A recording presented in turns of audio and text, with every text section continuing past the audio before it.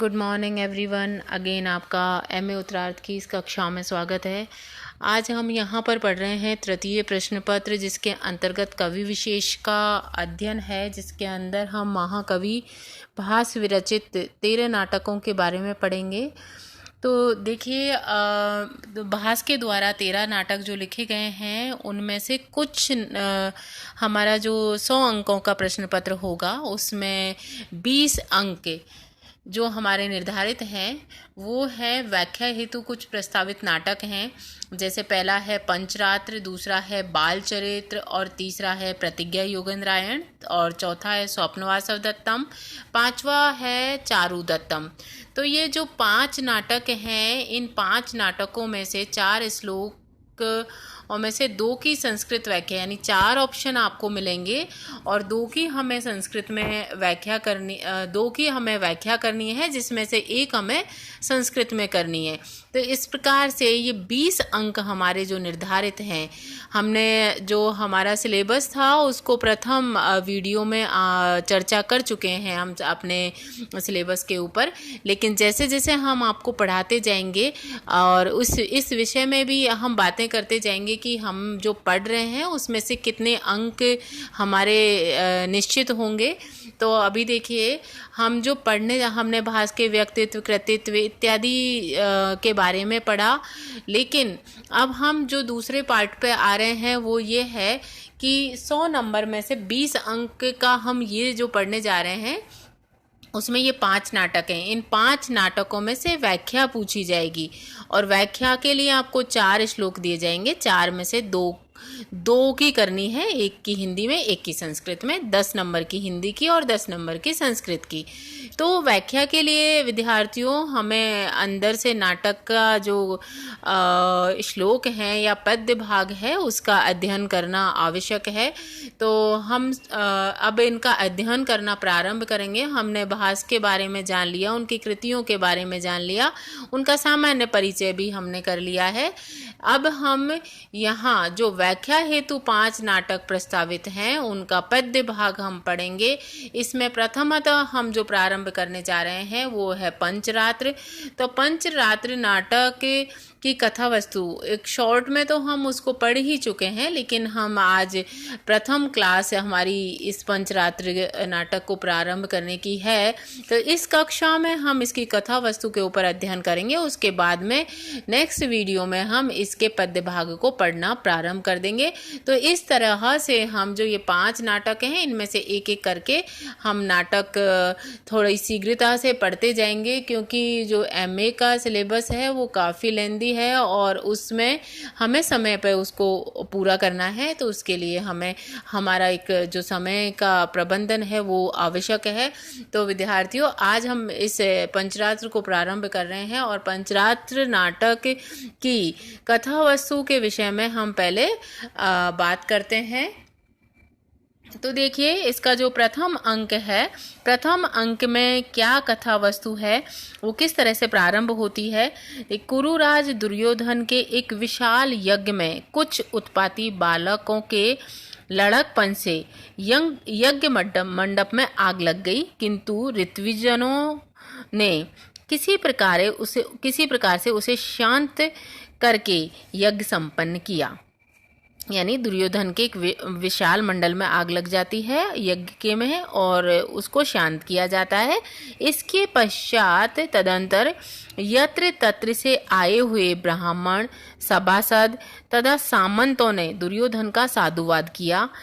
अवसाद में दुर्योधन ने आचार्य द्रोण से यज्ञ की आचार्य दक्षिणा स्वीकार करने की प्रार्थना करी।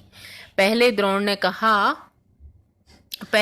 कहा कि कभी ले लूंगा, परंतु अधिक आग्रह किए जाने पर तथा दान जल हाथ में लेकर दुर्योधन द्वारा प्रतिज्ञात होने पर द्रोण ने कहा, पांडवों को उनका राज्यार्थ दे दो, ये हमारी यज्ञ दक्षिणा होगी। शकुनी इसे आचार्य द्वारा की गई दुर्योधन की धर्म वंचना समझी। उसने साफ साफ कह दिया कि वह ये बात नहीं हो सकेगी, ये बात नहीं मानेगा। इस पर द्रोणाचार्य को थोड़ा क्रोध आया। उन्होंने कहा कि तुम्हारे पक्ष में ये ठीक है कि पांडवों का राज्यार्ध उन्हें लौटा दो, अन्यथा वह बलपूर्वक अपना हिस्सा ले लेंगे। इस स्थिति में यही अच्छा होगा कि हमारी प्रार्थना से ही उन्हें राज्यार्ध दे दो। इस स्थिति में भीष्म पिता तथा कर्ण के वचनों से आचार्य का क्रोध शांत हुआ। दुर्योधन ने शकुनी के साथ परामर्श किया। अंत में दुर्योधन ने शकुनी के विचारानुसार घोषणा की कि यदि 5 रात के अंदर पांडवों का पता लगा दिया जाए तो उन्हें राज्यार्ध दे दिया जा सकता है। भीष्म के अनुरोध पर द्रोणाचार्य ने ये शर्त मान ली। इसी समय दुर्योधन ने दरबार में एक खबर मिली कि विराट के संबंधी 100 कीचक बंधु बिना अस्त्र प्रयोग के मार दिए गए हैं। भीष्म ने निश्चय कर लिया कि यह व्यापार भीम का ही हो सकता है। यानी कीचक बहुत अधिक बलशाली थे। जब दुर्योधन को ये खबर मिली कि कीचक की मृत्यु बिना हथियार मतलब बिना शस्त्रों के ही कर दी गई है, तो उसको डाउट होता है कि जो पांडव हैं वो हो सकता है विराटनगर में ही हो। अतः उन्होंने द्रोणाचार्य को बता दिया कि वे पांडव विराटनगर में ही हैं। भीष्म ने दुर्योधन को बताया कि विराट के साथ हमारी पुरानी शत्रुता है, इस यज्ञ में भी वह नहीं उपस्थित हुआ, अतः उनके ऊपर आक्रमण करके गोधन हरण कर लिया जाए।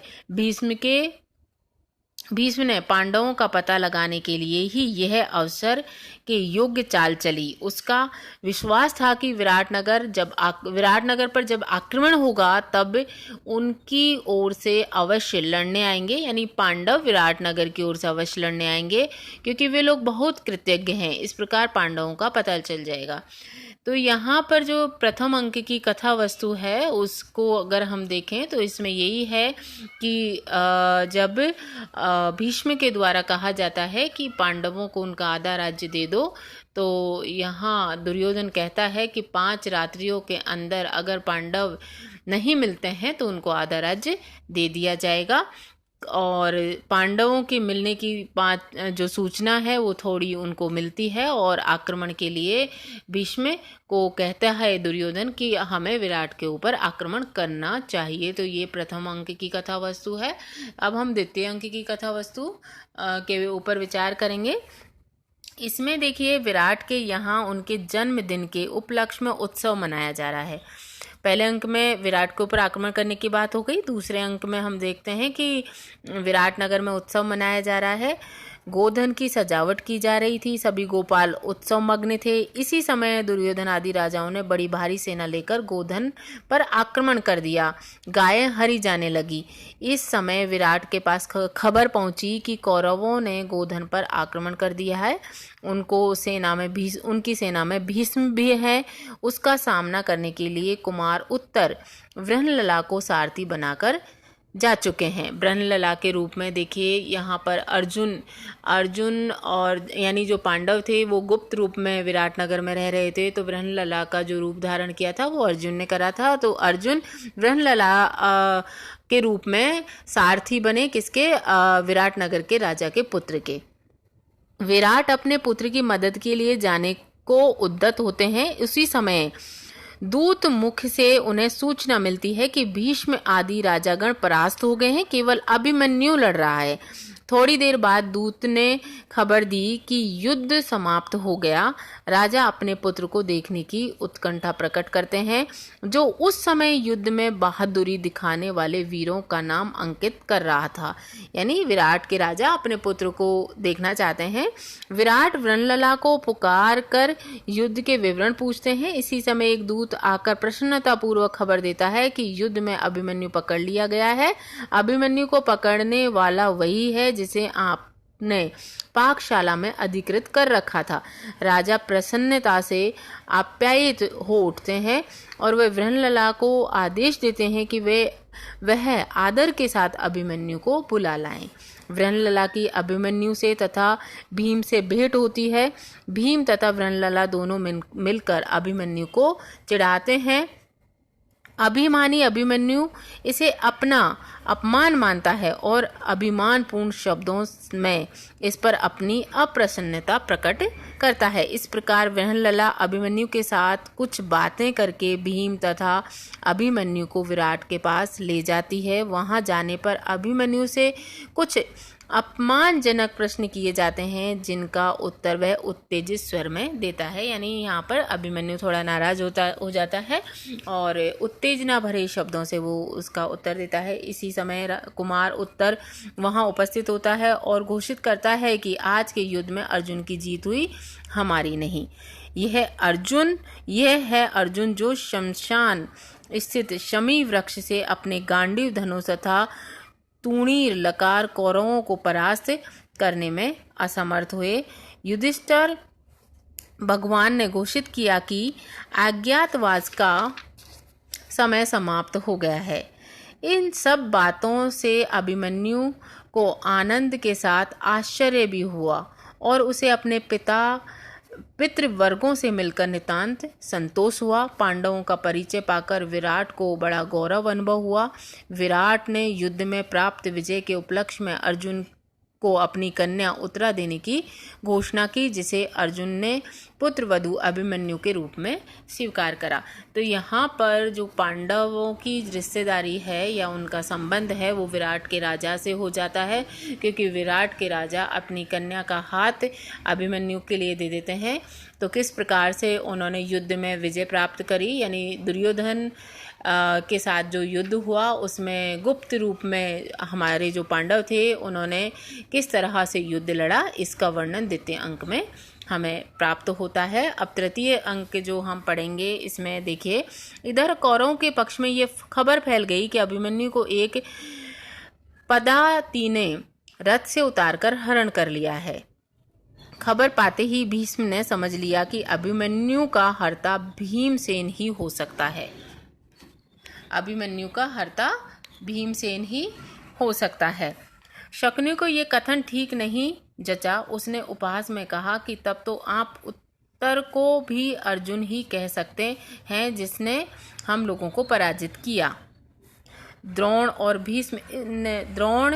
भीष्म ने स्पष्ट कर दिया कि वह वाण वृष्टि केवल अर्जुन की हो सकती है जिसने सूर्य को अस्त कर दिया था। भीष्म के ध्वज में लगा एक बाण लाया गया और शकुनि ने उसमें अर्जुन का नाम पढ़ा। पढ़ते ही उसने उस बाण को फेंक दिया।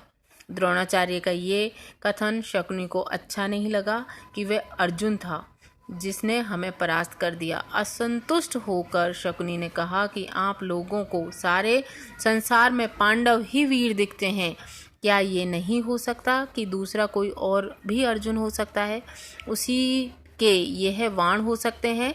दुर्योधन ने भी इस कथन का समर्थन किया। इसी समय दुर्योधन के दरबार में कुमार उत्तर आया। उसने अभिमन्यु के विवाह में भीष्म आदि गुरुजनों की अनुमति युधिष्ठिर की ओर से याचना की। इस तरह सबको ज्ञात हो गया कि पांडव विराट के यहाँ वर्तमान है।